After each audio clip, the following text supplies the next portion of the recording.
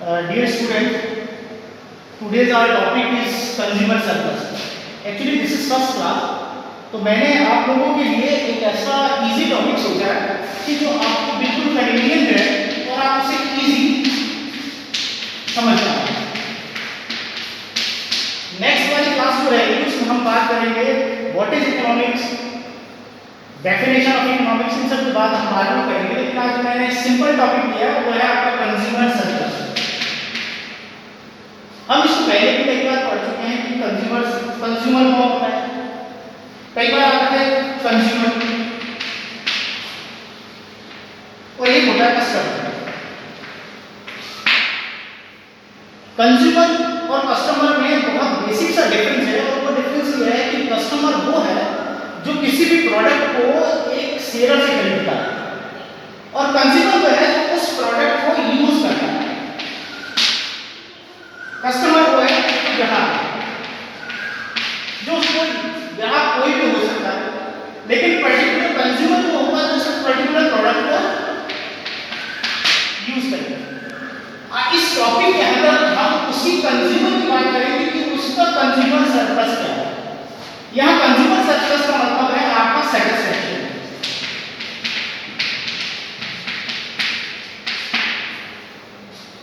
इसे समझाने के लिए मैं पहले एक इलस्ट्रेशन देता हूँ। सपोज कीजिए कि आप किसी जगह पर खड़े हुए हैं, किसी हाईवे पे हैं, और आपकी गाड़ी का अचानक मान लीजिए कि पेट्रोल खत्म हो गया।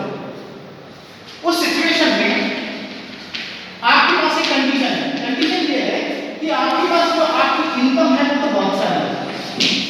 इनकम यानी आपकी पॉकेट में जो पैसा है, जिसे हम मॉनेटरी इनकम कहते हैं, वो आपके पास बहुत सारा है, तो आपकी पॉकेट में रखा हुआ है।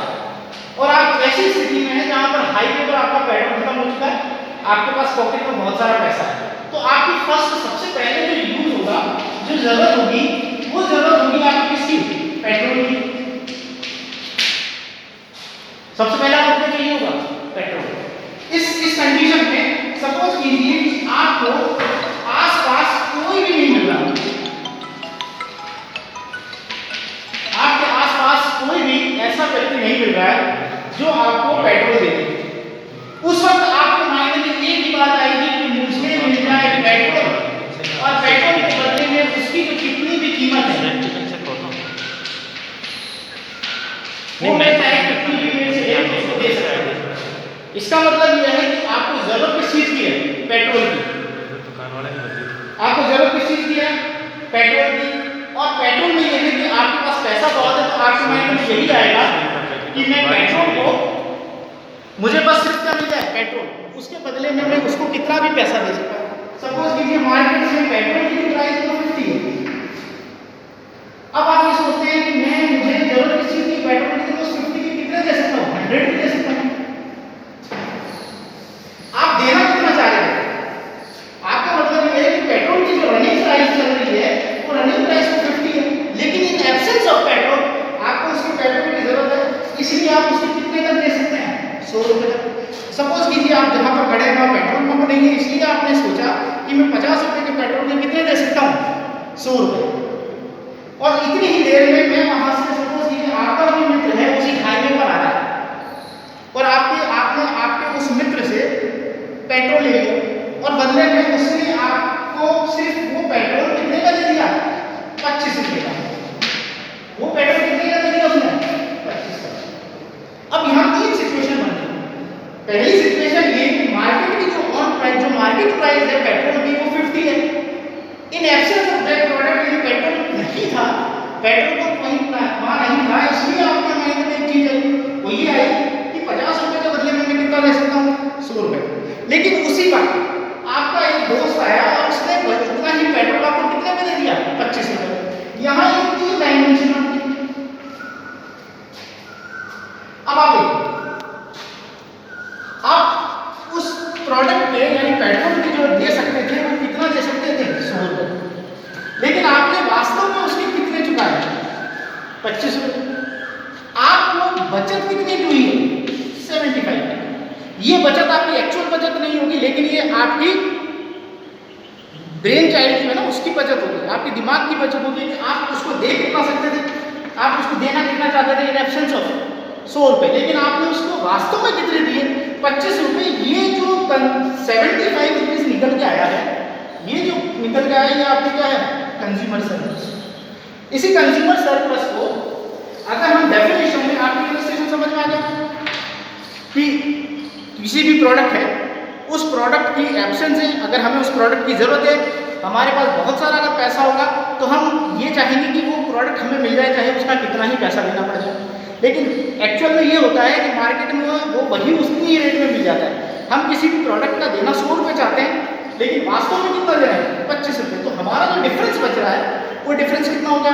75। ये हमारे दिमाग की उपज है, हमारे दिमाग का है, ये साइकोलॉजिकल इफेक्ट है। कंज्यूमर्स जो सरप्लस है वो साइकोलॉजिकल इफेक्ट है।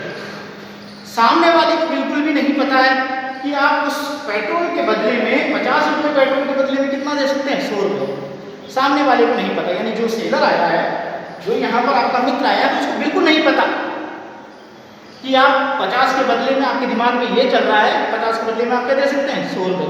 अगर उसको ये पता चल जाए कि आपको उसकी बहुत ज़्यादा ज़रूरत है, तो वो 100 रुपये के बदले में हो सकता है वो कितने ले ले? 200 रुपये। इस वाली कंडीशन में जहां आपका सरप्लस हो रहा था, वहां आपका एक्सप्लॉयटेशन भी हो सकता है। यानी जो आपको बचत हो रही थी, सामने वाले को अगर पता चल जाए आपको इस चीज़ की बहुत ज़रूरत है, तो वो क्या करेगा? उस चीज़ की ज़्यादा पैसा लेगा। और जहां आप कंज्यूमर सरप्लस के बारे में सोच रहे थे, सरप्लस, वो सरप्लस नहीं होकर आपके लिए क्या हो जाएगा? शोषण हो जाएगा, यानी एक्सप्लॉयटेशन हो जाएगा। मेरे हिसाब से अगर रजिस्ट्रेशन से बात करी जाए तो आपको थोड़ा बहुत समझ में आ गया होगा। मैं इसको फॉर्मूले के हिसाब से भी समझा सकता हूँ।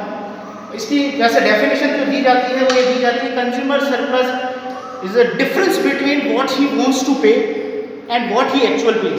एक कस्टमर किसी भी वस्तु को प्राप्त करने के लिए क्या देना चाहता है और वास्तव में क्या चुकाता है, इसका जो अंतर है वो क्या कहलाता है?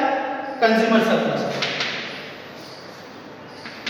इसको ऐसे लिख सकते हैं, क्या दे सकते हैं और माइनस वास्तव में चुकाया।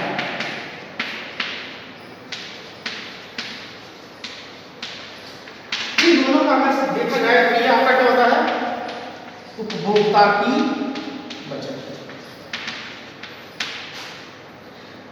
अगर हम इसको सिंपल वे में, अगर इसको डायग्राम में बताना चाहें तो इसका डायग्राम में बताने का भी बहुत इजी, बहुत अच्छा तरीका है। और वो तरीका ये है, आप उसी इलस्ट्रेशन को ध्यान दें कि जिसमें पेट्रोल की प्राइस 50 है, आप कितना दे सकते हैं उसको in absence of that product? 100 रुपये। आपने वास्तव में कितने चुकाए हैं? 25 रुपये। इन तीनों ही चीज़ों पर हम क्या बना सकते हैं? इसको डायग्राम में भी एक्सप्लेन कर सकते हैं। डायग्राम में एक्सप्लेन करने के लिए आपने ये एक्सिस बनाया, ये एक्स एक्सिस हो गया या वाई एक्सिस हो गया। इस जगह पर आप प्राइस लिख दीजिए, इस जगह पर आप क्वांटिटी लिख दीजिए, ठीक है। ये आपने आपका डिमांड कर्व बना दिया, ठीक है। उस पेट्रोल की जो प्राइस है वो यहाँ पर लिख दिया आपने 50। तो मैं इस प्रोडक्ट की बात कर रहा हूँ, ये मैंने इसको यहाँ लिख दिया, उस प्रोडक्ट की प्राइस कितनी है। और मैं ऊपर वाले एलिमेंट पर लिख रहा हूँ 100 ही शो करेगा कि आप कितना ले सकते हैं, यानी ये। तो इसके अंदर ये हुआ कि आप कितना दे सकते थे और आपने वास्तव में कितना दिया। सपोज आप 100 रुपये देना चाहते हैं, तो वास्तव में प्राइस कितनी है? 50 रुपये। तो ये जो 50 रुपये जो उसकी प्राइस है और हमने जो चुकाए, कितने चुकाए? 50 रुपये। हमने पे कितने किए? 50। तो वो 50 जो मैंने पे किए वो यहाँ है, और मैं दे कितना सकता था? मैं दे कितना सकता था? 100। मेरे माइंड में क्या आ रहा था कि मैं कितना दे सकता हूँ? 100। तो ये जो बेसिक यहाँ का जो डिफरेंस है, जो ये 50 है, ये आपका क्या हो जाता है? Consumer surplus. वास्तव में आप कितना देना चाहते थे? आपके दिमाग में था कि 100 रुपये देंगे, लेकिन आपने दिए कितने? 50। इसका जो डिफरेंस है वो आपका क्या हो जाता है? Consumer surplus. अब बात करते हैं, इसमें एक छोटा सा पॉइंट और मैं क्लियर कर देना चाहता हूँ। मैंने ये लाइन ही क्यों ली? ये जो लाइन है, मैंने यही डायग्राम लिया। मेरे पास बहुत सारे डायग्राम थे, मैं इसको लाइन को ऊपर भी बना सकता था, ऐसे भी बना सकता था, या हो सकता है कि मैं इस लाइन को ऐसे भी रखता। मैंने ये लाइन भी क्यों बनाई और इस लाइन को इस एंगल पे ही टच कर दिया? इसका एक रीजन ये है, इसका रीजन इससे है। इससे रीजन ये है कि मैंने जब आपको इलस्ट्रेशन दिया था तो मैंने ये कहा था कि आप हाईवे पे खड़े हैं, वहाँ पर कोई भी आ रहा नहीं है, कोई जा नहीं रहा है, ठीक है। तो आपको ये लगा कि आपकी गाड़ी का पेट्रोल खत्म हो गया, तो वहाँ कोई नहीं था उस वक्त। लेकिन वहाँ पर आपको एक बंदा मिला। मैं किसकी बात कर रहा हूँ? एक का मतलब पर्टिकुलर। बहुत सारी की बात नहीं कर रहा कि बहुत सारे लोग आ गए आपको पेट्रोल देने के लिए, नहीं। वहाँ पर सिर्फ कौन आया? आपको एक बंदा मिला। आपको क्या मिला? एक बंदा मिला। तो जब भी हम एक के लिए करते हैं तो वो डायग्राम में आता है एकाधिकार। एकाधिकार मतलब मोनोपोली, क्योंकि वहां पर कौन आया? एक आदमी। उस एक आदमी को बोलते हैं आप एकाधिकार, और एकाधिकार का जो डायग्राम होता है वो हमेशा इनइलास्टिक बनता है। तो इसलिए मैंने क्या करा, इस डायग्राम में ये वाला डायग्राम है इनइलास्टिक। अब मैं बात करता हूँ, मैंने इसको यहाँ टच क्यों किया? इसको मैंने टच करने का रीजन वापस वही है, 100 रुपये। आप क्या चाह रहे थे? कितना दे सकते थे? 100 रुपये। मैंने इस एंगल को यहाँ पर देखिए, इस एंगल को मैंने 100 रुपये कर दिया, यानी ये मेरी लिमिट है। ये मेरे दिमाग में है, मैं 100 रुपये से ज़्यादा की लिमिट है। ये सिर्फ उस लिमिट को बता रहा है कि मैं इतना ही दे सकता हूँ। तो ये वो लिमिट है। अगर मैं इसको और ऊपर बढ़ा देता, तो फिर ये लिमिट बढ़ जाती 150। तो मेरा डायग्राम, अगर मेरी सोच में रहता कि मैं 100 नहीं उसको 150 दूंगा, तो मेरा डायग्राम यहाँ पर ऊपर शिफ्ट कर सकता था। लेकिन ये जो ऊपर का कॉलम होता है, किसी भी रेट पर आप फिक्स कर रहे हैं, तो ये बताता है कि आप पर्टिकुलर प्रोडक्ट के लिए सिर्फ इतना ही दे सकते हो, और वास्तव में उसके कितने चुकाए आपने? 50। तो इसका जो बीच का जो डिफरेंस होता है, ये हमारा कंज्यूमर सर्विस है।